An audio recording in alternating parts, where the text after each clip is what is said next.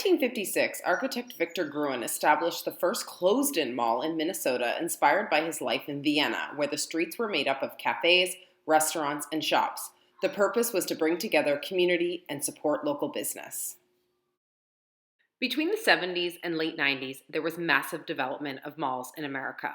The mall was a place where people spent the entire day meeting their idols, seniors gabbing over coffee, or hitting the arcade. The mall was also a background for many hit movies. Mark Cohen, the director of retail studies at Columbia University, attributes the dead mall to a combination of overdevelopment and e-commerce. Author of Remarkable Retail and former Sears executive Steve Dennis says that off-price retailers like TJ Maxx and general merchandise retailers like Walmart affected the decline of malls as well. Department stores had 16% market share back then compared to 4% today. The first mall in Massachusetts opened in 1951 in Framingham. It's called Shoppers World, and it's still there today with a current new application for a mixed-use development that could connect to the Logan Airport and the Natick Rail Trail. Malls began in suburbs, but that didn't stop developers from opening malls in metropolitan areas as well. But that meant a hefty real estate investment. My favorite mall in the city of Boston is the Prudential Center, the Pru for short. It's accessible by the T, it's close to the Boston Commons, and caters to office employees, tourists, and the affluent residential neighborhood of Back Bay. Typically this time of year, Boylston Street would be humming with tourists catching a Sox game at Fenway or walking the 2.5-mile Freedom Trail of Boston's history, but downtown is quiet due to the pandemic. And with the uptick of remote work and the mass exodus from cities, the Pru could be in danger as 3 million of its 3.6 million square feet cater to office space. The Natick Mall is a 2-level mall that houses 228 retailers and has been named the #1 mall in Massachusetts. It's currently anchored by Nordstrom's, Macy's, Wegmans, and Neiman Marcus, but Neiman's is planning to close sometime this year. After walking through the mall on a warm spring weekday, I noticed new retailers like Peloton, Amazon, Tesla, and Casper, all brands that could have previously been found in a department store like Sears, but now have storefronts of their own. What's different about these retailers is that they're small showrooms and just sell a few products. This model supports retail experts Doug Stevens' prediction that stores will become a vehicle for consumer acquisition rather than just distribution of products. This harmonizes retail and e-commerce. In my personal opinion, the Lynnfield Market Street, a mixed-use space, has the most potential of suburban malls in the area. From apparel retailers such as Nike, J.Crew, and Pottery Barn to medical offices, modern apartments, and a Whole Foods, the town-like center offers everything. The center green space promotes community through family movies, free yoga classes in the summer sponsored by Lululemon, and an ice skating rink in the winter. Greater Boston offers the most employment opportunities in the state, but there were once 91,000 manufacturing jobs in western Massachusetts. Factory workers in the mid-20th century were able to provide a comfortable middle-class lifestyle, which in turn supported malls in what are known as gateway cities. You could say these cities resemble what a department store anchor was to a mall. Tucked away in the Green Mountains of Massachusetts, you'll find what's left of the once thriving Berkshire Mall in Lanesboro, which is very close to Pittsfield, Massachusetts. It opened in 1988. But after Sears, JCPenney's, and Macy's closed, the mall struggled to maintain tenants. The Berkshire Mall borders on the city of Pittsfield, which was once home to a General Electric factory that employed 13,000 residents at the height of its success. Over the years, GE closed sectors of the plant, and the last of it, with only 350 employees remaining, closed in 2019, coinciding with the closure of the mall.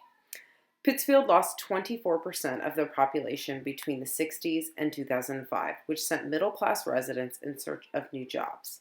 Since then, the city has continued to struggle with high crime rates and drug issues. Perhaps better days are on the horizon. The owner of the home furnishings giant Wayfair, who hails from Pittsfield, recently opened a call center in the area to improve economic conditions.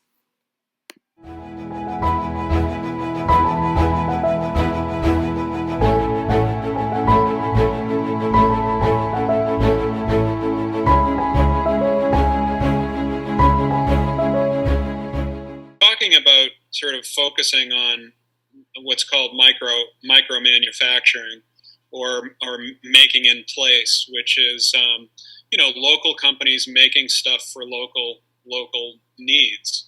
And one of the reasons we were able to pivot so quickly to making masks and everything that we're making is that we're small and light. We have the technology here. We have laser cutters, 3D printers, the whole deal.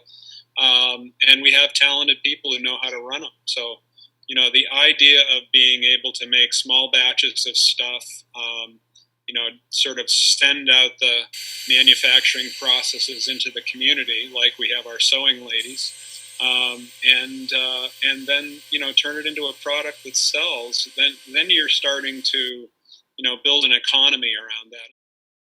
What can be done with mall spaces? We can convert struggling malls into a new format that supports the local economy. A closed mall could be transitioned into a federally funded makerspace with search engine and e-commerce technology from AdeptMind and Shopify. At the Berkshire Mall, Wayfair could open a fulfillment center in addition to having a concept store for consumers. Anchor stores at malls could be converted to a hybrid of industrial and commercial use space for retailers. Like Nike could open a small batch manufacturing facility that houses a design center for consumers, creating the Hollywood effect. In addition, they could offer fulfillment in this type of space. The makerspace in Lynn is just one example of how local manufacturing can bring back resources to an area that needs it most. Just think of how Nike or a company like Apple could transform a gateway city. New developments should focus on narrow square footage. You can reinvent the anchor store of today, but much smaller. Today we see the newest multi-vendor shop, Neighborhood Goods, curating top brands for apparel, home, bath and body, and lifestyle.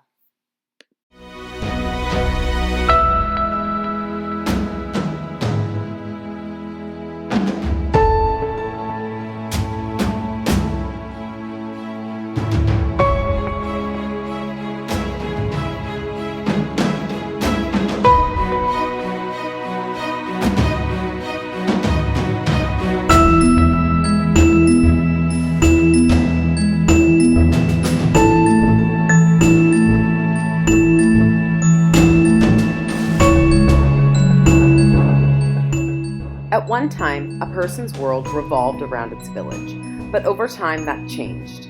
Just like after 9/11, during the pandemic, many citizens reevaluated what was important to them, and what followed was a mass exodus from cities to rural communities for support from family. But the difference between 2001 and today is how accessible remote work is. With this change, the American mall has an opportunity to go back to its original community-based format in cities, the suburbs, and rural areas. The reinvented mall can inspire consumers by presenting the Hollywood effect through new technology and transparency, which in turn can support local employment and, most importantly, represent a place for all to gather and unite, something we need more than ever in 2021.